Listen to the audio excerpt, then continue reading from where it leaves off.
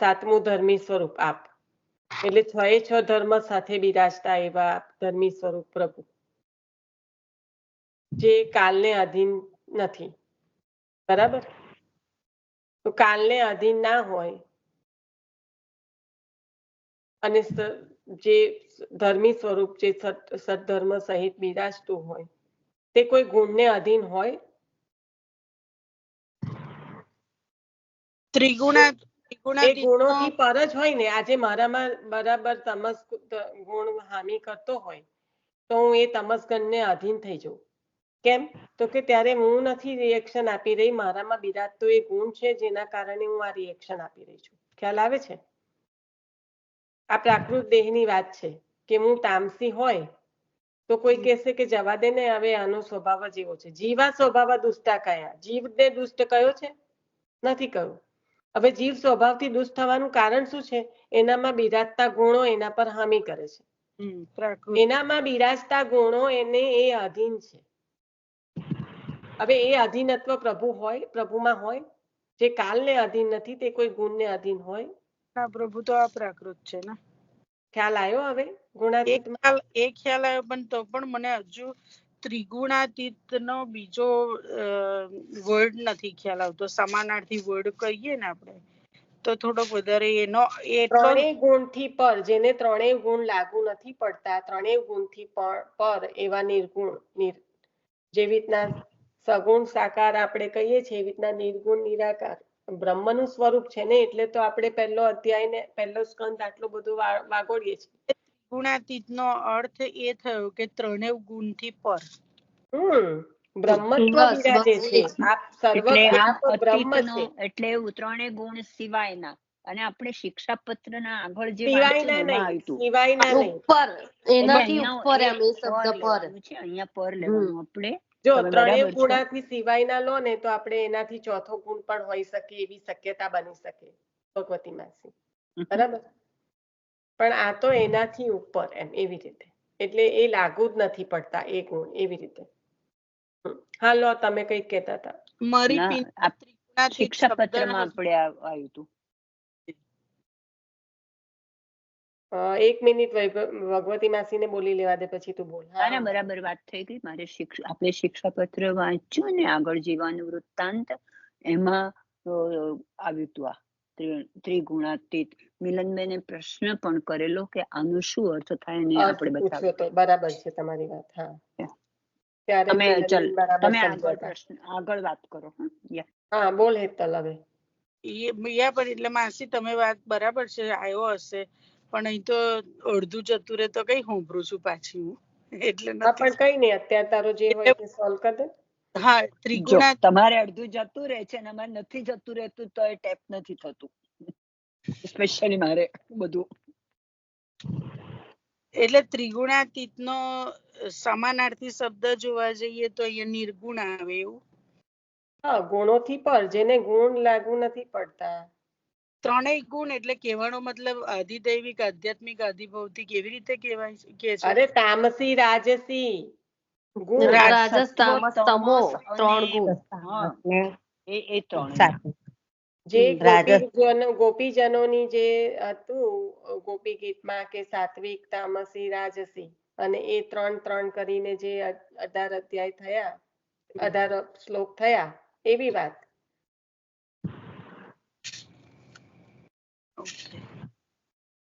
હવે ખ્યાલ આવ્યો કે હજી કશું છે? ના, હવે જે 3 ગુણ છે, 3 ગુણોથી પર. એટલે મેં જયારે રાજા લેતા હતા ને ત્યારે હું રીતે સમજતી હતી કે 3 ગુણોથી પર એટલે નિર્ગુણ. પણ એટલે એવી રીતે કે બ્રહ્મ છે, બ્રહ્મ પોતે જ છે. તો એ પછી થોડા કોઈ બીજાના લાઈક અંકુશમાં કે કોઈ રીતે બીજાથી એમનાથી કોઈ બીજું ઉપર હોય એમ.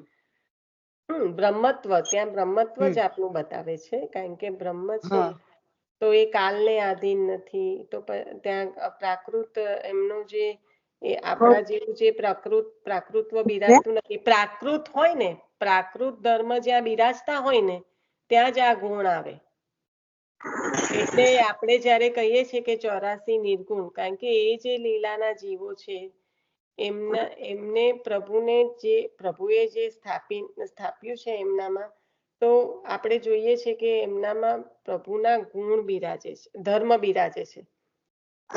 કોઈ ધર્મ બિરાજે છે, આપણે જોઈ ગયા છે આગળ, બરાબર ને, કે આવો ધર્મ બિરાજે છે. અને વાસુદેવદાસ છકડાજી છે તો એમનામાં 6 ધર્મ બિરાજે છે, એટલે છકડા કયા, બરાબર. તો આ જે એના કારણે એ નિર્ગુણ કેમ થયા છે? કારણ કે જ્યારે નિર્ગુણ એટલે કે જ્યારે એમને જે ગુણ પ્રકટ કરવો છે એ પ્રભુના સુખાર્થે પ્રકટ કરે છે. પ્રભુના સુખાર્થે જે પણ ગુણ પ્રકટ કરવો હોય એ જ્યારે પ્રકટ કરે અને પછી પાછો એમનામાં સમાઈ જાય, એટલે પછી એ એમના દેહના સુખ માટે કે એમના માટે પ્રાકૃત એના માટે એ ગુણ એ વાપરતા નથી, ત્યારે એ ગુણ એમનામાં આવતો જ નથી. એટલે તો એવું કહેવાય કે એમને જ્યારે નારાયણદાસ બ્રહ્મચારી જોઈએ આપણે, તો આપણે પહેલા તો એમને તો ધન મેળવવા માટે જ બધા પ્રયત્ન કર્યા હતા, અને જ્યારે આચાર્ય ચરણના સેવક થયા ત્યારે તે તનુ નવત્વની વાત છે કે એ જે સેવક થયા અને એમને જે પ્રાપ્ત થયું, કારણ કે આમાં એક જ છે કે એમને જે પ્રાપ્ત થયું એના ફળ સ્વરૂપે જ્યારે આખું વૈષ્ણવો પધારે છે અને જે બધું એવું બધું ધન આપીને જાય છે, અને પછી એમની જે ભત્રીજી હોય છે એમને કહે છે કે આ બધો બગાડ લઈ લે, તો એ શું છે? જો જરાક પણ રાજસ ગુણ ધન બિરાજતો આપીને હોય, નહીં, નિશાબેન, ધન આપીને નહીં, એ સવારે ઉઠે ને તો એમને બધે રત્નો ને અ, એવું જ દેખાતું હોય છે, રત્નો એટલે કે આ દેખાય. બધો બગા વાળી કાઢે હા, છે હા. બગાડ. અને વૈષ્ણવો પણ પધાર્યા ત્યારે કંઈક આપ્યું એવું થયું હતું ને? કેવું નતું? ના, એવું નતું. એ તો ઓકે, જે હા. એમના આંગણામાં એમને દેખાય જ કે આ બધા હા. અને ધન પછી રત્ન જ્યારે બધા એના પડેલા છે. ભાઈને કંઈક કહે છે કે હા. આ લઈ લે, તારે લેતા નથી, કે મારે શું જરૂર છે, ને પછી ફરીવાર લેવા જાય છે ત્યારે તો બધું એ હોય છે. એ શેમાં? ના, એ તો ગુસાઈજી પ્રભુની વાર્તામાં હોય છે કે ગુસાઈજી પ્રભુ આમાં તો કહે છે સવારમાં ઉઠે છે ને, એમની પથારી આગળ પાછળ બધે રત્નો જ હોય બધે છે. રત્ન દેખાય છે. હા, હા. અને પછી એકવાર રત્ન એની ભત્રીજીને કહે છે આ બધો બગાડ છે ને, તું એમ કે એને લઈ લે. તો પછી ભત્રીજી તો એના કરતા હા, ચડેલી છે, તો બધું લઈને પાછી લીપી પણ નાખે છે એમ. ત્યાં હા, લીપી પણ નાખે છે, બરાબર છે. કારણ કે એ હા, લીલાના જીવ છે એટલે જ એમની સાથે હા, હોય છે. લીલાનો. હા, એટલે કહેવાનું તાત્પર્ય એ કે જો એમાં વૈષ્ણવોનું કઈ નથી આવતું કે વૈષ્ણવોને આપે છે, એવું નથી આવતું. હા, મને કંઈક બીજું મિક્સ થયું હશે. એટલે એમને પણ પહેલા તો ધન માટે જ યત્ન કરતા હોય છે ને, ધન મેળવવા માટે જ. અને પછી આચાર્ય ચરણના સેવક થાય છે ત્યારે એમની સ્થિતિ આ રીતની હોય છે. એટલે કેવું અલૌકિક દાન જ્યારે થાય જીવને, ત્યારે જીવની આવી સ્થિતિ થાય ને એમ. કહેવાનું તાત્પર્ય એ છે કે ત્યાં કોઈ ગુણ લાગુ પડતા હોય તો તરત જ એમાં જીવ જાય, પણ નિર્ગુણ છે એટલે એમને કોઈ પણ આ પ્રકારનો મોહ જે હોય એ રહે જ નહીં. જો હવે આપણે એવું વાક્ય વાંચેલું કે ત્રૈગુણ વિષયા વેદા નિસ્તૃગણ ભવાર્જુન. આ સૂત્ર પ્રભુ તેથી જ કહે છે, ભગવાન કહે છે કે વેદો તો ત્રિગુણાત્મક છે, એટલે સત્વ, રજસ અને ગુણ જેમાં છે, પણ તું તેનાથી અતીત થઈ જાય એટલે નિર્ગુણ થઈ જા. નિર્ગુણ થઈ જઈશ તો જ પ્રભુના સ્વરૂપની ખબર પડશે. નિર્ગુણ એટલે પ્રેમી. આવું આપણે વાંચેલું. એટલે એ જ નિર્ગુણ થઈ, એ જ છે ને નિર્ગુણ. એટલે તો આપણે 84 વૈષ્ણવોની વાત કરી કે નિર્ગુણ છે એટલે એમને એમનું પ્રભુનું સ્વરૂપ સમજાયું છે. કારણ કે એ જે અને જો ગુણ પણ ધરાવે છે તો પ્રભુના સુખાર્થે ધરાવે છે. કારણ કે જે સાત્વિક ગુણવાળા ગોપિકાઓ છે તો એમને પ્રભુ માટે જ્યારે કહે છે કે ગોપી ગીત કરે છે ત્યારે ફક્ત ને ફક્ત પ્રભુના ગુણો જ ગાય છે. જ્યારે તમસ ગુણવાળા ગોપિકાઓ છે એ તો બાંધે બારે એવું જ કે ભાઈ આપ તો અમારા માટે જ પધાર્યા છે, આપના પ્રાકટ્યનું પ્રયોજન જ અમારા માટે છે, આપ કેવી રીતે કહી શકો કે આપને આ કાર્ય કરવાનું છે, આપને આ કાર્ય? આપનું કાર્ય તો એક જ છે કે અમારા માટે આપ પધાર્યા છો વ્રજમાં. એટલે એ ગુણના હિસાબે એ છલકે છે શ્લોકમાં જે આવે છે ગોપી ગીતમાં.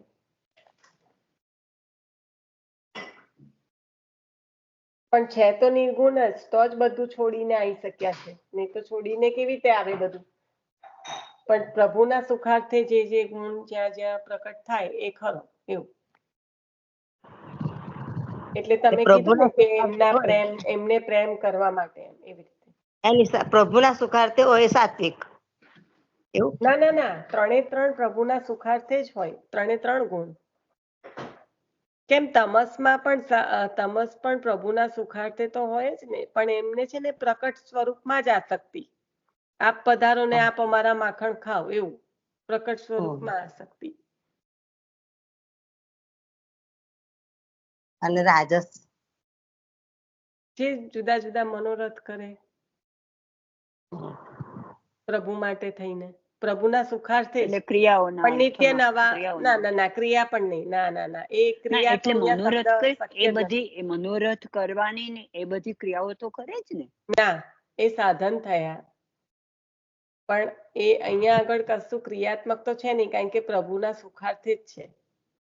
પણ એ સાધન દ્વારા મારા પ્રભુને સુખ થશે, એટલે એમાં જેવું કે જોઈ લઈએ કે દામોદર દાસ સંભાળવાલા, બરાબર, રાજસી સેવા કરી, એમને ત્યાં જે ધરાવાતું હતું એના પાત્ર પણ એના પ્રમાણે થતા કે તમને પાત્રમાંથી દેખાય પણ ના કે દૂધ છે તો ચાંદીના પાત્રમાં આવે ને રસ છે તો સોનાના કટોરામાં આવે. તો એ રાજસી પ્રકાર છે સેવાનો, પણ ભારોભાર પ્રભુના સુખનું જ છે ત્યાં મહત્વ. પણ જો રાજસી ગુણ રહેલો હોય તો પ્રભુને સુખ આપવા માટે આ બધા પ્રયત્ન વધી જાય કે હું આવું કરીશ તો પ્રભુને સુખ થશે, હું આવું કરીશ તો પ્રભુને સુખ થશે. એટલે આ જે બધા મનોરથો છે એ ફક્ત ને ફક્ત પ્રભુના સુખાર્થે જ છે. અને એની સામે જુઓ તો પદ્મનાભદાસજી કે છોલા ધર્યા, તો પ્રભુને ત્યાં એટલું જ સુખ છે, રાજસી સેવા કરતા પણ વધારે. કારણ કે ગિરધરજીએ જયારે 56 ભોગ ધર્યા મથુરાનાથજીને, ત્યારે કીધું કે સ્વાદ છોલા જૈસો નહીં આવ્યો. તો 56 ભોગ કરવો એ ત્યાં રાજસી છે. અહીંયા આગળ સાત્વિકતા છે કે પ્રભુને, કારણ કે ત્યાં જે ધર્યું છે એ જ લીધું છે. એવું થોડું છે કે પ્રભુને છોલે ધરીને પછી પોતે 56 ભોગ લીધો છે. એ સાત્વિકતા છે ત્યાં આગળ. અને અહીંયા આગળ 56 ભોગ કરીને પ્રભુને લાડ લડાવવા એ રાજસ છે. એક જ મિનિટ નીતાબેન. એટલે ચંદ્રિકામાં શી ખ્યાલ આવ્યો? આપને રાજસની વાત કરી રહ્યા હતા.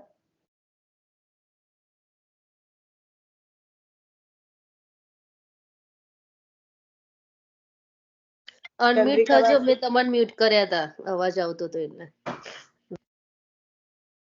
હેલો, એક જ મિનિટ નીતાબેન, કોઈ એક જણ જે કરતું હોય ને પૂર્ણ થઈ જાય ને પછી આપણે બીજામાં આગળ વધી શકીએ. નહીં તો બધું ભેગું થઈ જાય બધાના. હા, એટલા માટે બધાનું ભેગું થઈ જાય ને તો બધાને મિસઅન્ડરસ્ટેન્ડિંગ પણ થઈ શકે છે અને કન્ફ્યુઝન પણ થઈ શકે છે. એ મ્યુટ છે, કઈ નહીં. હવે તમે બોલો. એટલે મેં પૂછતી હતી ખાલી કે ગિરિરાજજીમાં વૈષ્ણવ હતા ને કે યમુનાજીમાં મથુરા એટલે ગિરિરાજ થી ચાલીને રાજભોગ માટે હરીજી ભરવા યમુનાજી જતા હતા અને ગિરિરાજજીના બધી સેવા કરતા હતા પણ પ્રસાદી નતા લેતા. એ કયા વૈષ્ણવ હતા? ગોવિંદાસ ભલ્લા, ક્ષત્રિય અહંકારી હતા. હા, રાઈટ, બરાબર. એટલે શ્રીજીબા ખુશ નતા ને કે એ સેવા આટલી બધી કરે છે પણ ભગવાન ખુશ નતા, એના પર પ્રસન્ન નતા. અને બીજા વૈષ્ણવ જયારે એમને કીધું ને ત્યારે કીધું કે તમે પ્રસાદી નથી લેતા ને એટલે એ અહંકાર. કે તમે પ્રસાદી નથી લેતા એટલે એમને રંચક અહંકાર હતો એટલા માટે. એટલે પ્રસાદી નથી લેતા એવી રીતે નહીં, એ તો એટલા માટે કે દેવ દ્રવ્ય ના લે એટલા માટે નતા લેતા. એટલે આખી વાર્તાને પહેલા શાંતિથી સમજો અને તમે શું કહેવા માંગો છો એ સમજાવો. કારણ કે એવું એટલું બધું કઈ ઉપર છેલ્લું નથી હોતું કે પ્રસાદી નતા લેતા એટલે અહંકાર. ત્યાં આગળ એમને એવો ભાવ હતો કે દેવ દ્રવ્ય નહીં લેવાય એમ, એટલા માટે નહીં લેતા હતા. પણ પછી આચાર્ય ચરણ એમને એવું કે છે, આજ્ઞા કરે છે કે આપ દેવ દ્રવ્ય ના લો તો આપ અમારી પાસે આવો, અહીંયાથી પ્રસાદી લેજો. તો કે છે ગુરુ દ્રવ્ય ના લેવાય. પણ પછી ત્યાં આગળ તો આચાર્ય ચરણની આજ્ઞાનું ઉલ્લંઘન થાય છે ને, એટલે એવું થતા થતા સેવા છોડી દીધી, પણ આચાર્ય ચરણની આજ્ઞાનું પાલન કરીને ત્યાં એમને સેવામાં ના રહ્યા. એમ કીધું કે તો પછી છોડી દો તો છોડ્યું, પણ ત્યાં આગળ એ અહંકાર આવી ગયો ને એમનો, કારણ કે ગુરુ આજ્ઞા સર્વોપરી હોવી જોઈએ. એટલે અહીંયા એનું તાત્પર્ય છે, એમ નહીં કે પ્રસાદ નહીં લીધો એટલે તમે આમ જાઓ, એવી રીતે નથી અહંકાર. એટલે એવું નહીં, મેં તો એટલા માટે બોલી કે શ્રીજી ઠાકોરજીના સુખ માટે આટલી બધી સેવા કરતા હતા ને એની વાત કરતી. પણ ઠાકોરજી પ્રસન્ન તો હતા જ. આ બધા જીવો લીલામાં જ ગયા છે, આપણા જેવા જીવોને સમજાવવા માટે કે રંચક અહંકાર પણ બાધક છે એમ. સમજી ગયો. હા, એટલે ત્યાં વૈષ્ણવ નહીં કહેતા, ગોકુલનાથજી ક્ષત્રિય અહંકારી કે છે. બાકી એવી સેવા થોડી થઈ શકે કોઈનાથી જે એ કરતા હતા. એમના ત્યાં ખભા પર જીવડા પડી જતા પાણીના લીધે. આખો દિવસ પાણી વાળું શરીર રહેતું તો.